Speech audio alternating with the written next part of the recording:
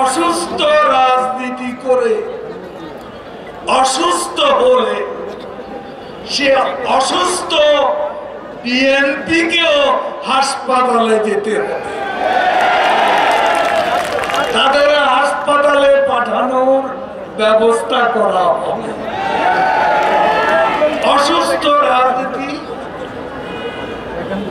অসুস্থ হয়ে গেছে বিএনপি, অসুস্থ রাজনীতি করে, নেতিবাচক রাজনীতি করে, ধ্বংসের রাজনীতি করে, ষড়যন্ত্রের রাজনীতি করে, মানুষ হত্যার রাজনীতি করে, ভোট চুরির রাজনীতি করে, দুর্নীতির রাজনীতি করে বিএনপি অসুস্থ হয়ে গেছে। হাসপাতালে তাদের যাওয়া দরকার।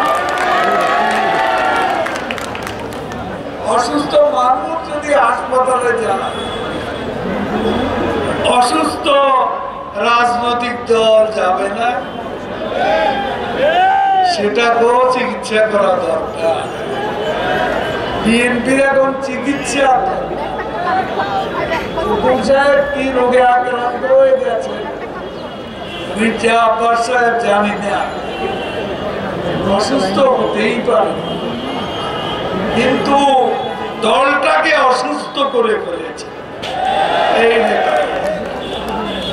গোটা দলটাই অসুস্থ হয়ে গেছে। আজকে পরিষ্কার ভাবে বলতে চাই, বিএনপি কে বলতে চাই, আমরা এই দেশে আসিনি।